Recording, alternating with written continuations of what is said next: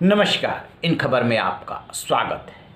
किसान आंदोलन के दौरान सार्वजनिक जगह पे धरने को लेकर के सुप्रीम कोर्ट का एक बड़ा फैसला आया है। मसला था शाहीन बाग और फैसले का दूर तक जो प्रभाव पड़ना है वो किसान आंदोलन पे भी। दरअसल हुआ क्या था कि शाहीन बाग आंदोलन जो नागरिकता संशोधन कानून आया था उसको लेकर के लंबे समय तक चला था। शाहीन बाग में सार्वजनिक जगह पे यानी कि सड़क पे ये धरना दिया गया था। काफ़ी लोगों को असुविधा हुई थी, जाम लगने लगा था, बहुत लंबा जाम लगता था, लेकिन ये धरना खत्म नहीं हो रहा था।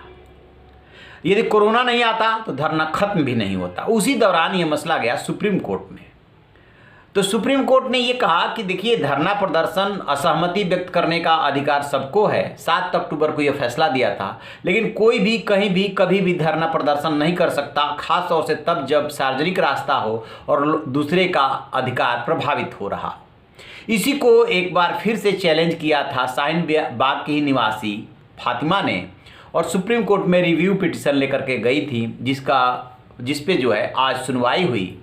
और संजय किशन कौल जस्टिस थे, अनिरुद्ध बोस थे और कृष्ण मुरारी, इन तीनों जजों ने इन चैम्बर सुनवाई की और इसके बाद कहा कि कोई भी कहीं भी कभी भी धरना नहीं दे सकता, यानी कि अपने पिछले साल के 7 अक्टूबर के फैसले को बरकरार रखा। असहमति प्रकट करने का अधिकार सबको है, अपनी बात कहने का अधिकार सबको है, लेकिन इसके लिए निर्धारित जगह पे ही धरना प्रदर्शन किया जाना चाहिए।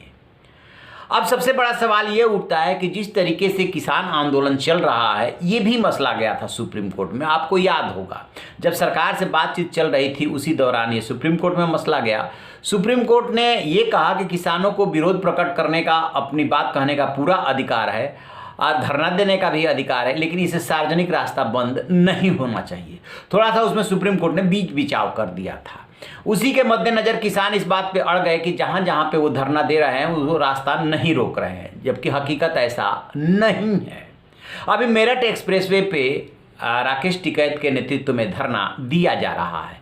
इसकी वजह से लोगों का रास्ता बाधित है। सिंघू बॉर्डर और टिकरी बॉर्डर की बात करें तो वहाँ पे भी रास्ता बाधित है। किसान कहते हैं कि हम तो किनारे धरना दे रहे हैं, रास्ता तो बाधित कर रखा है पुलिस ने, जो बैरिकेडिंग कर रखी है वो पुलिस ने कर रखी है, यानी एक दूसरे पे जिम्मेदारी टालने की कोशिश होती है। लेकिन इस फैसले के मद्देनजर यदि किसान आंदोलन के आज का जो स्थल है, जो धरना स्थल है, उसका विश्लेषण करेंगे, उसको देखेंगे तो आप पाएंगे कि वो सार्वजनिक रास्ता ही है। और शाहीन बाग मामले में जो 7 अक्टूबर का फैसला था और जो आज का फैसला है वो किसानों पे भी लागू होता है कि आप किसी का रास्ता रोक करके इस तरीके से धरना नहीं दे सकते। दरअसल होता क्या है कि हर जिले में, हर प्रदेश के राजधानी में या देश की राजधानी में धरना प्रदर्शन के लिए जगह निर्धारित होती है। जैसे फिलहाल जो है जंतर मंतर है, लेकिन जंतर मंतर पे इतनी भीड़ नहीं आ सकती। रामलीला मैदान में भी आपको याद होगा कि अन्ना आंदोलन हुआ था।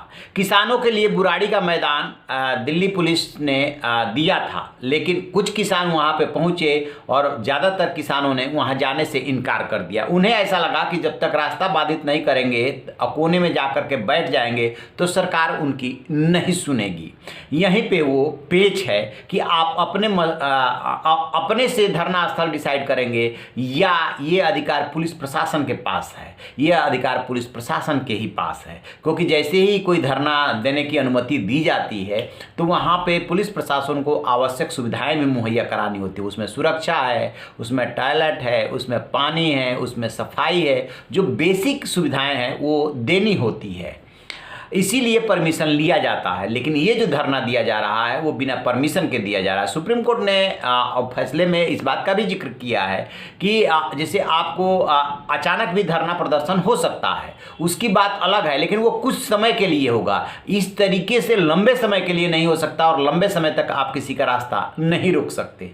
चलिए देखते हैं, ये लोकतंत्र है और जहाँ पे भीड़ होती है वहाँ पे पुलिस प्रशासन भी विरोध नहीं कर पाता और सुप्रीम कोर्ट भी कहीं ना कहीं भीड़ की दबाव में होता है, अक्सर फैसलों में देखा गया है। तो आप रहिए ना बेखबर, देखते रहिए इन खबर। Thank you.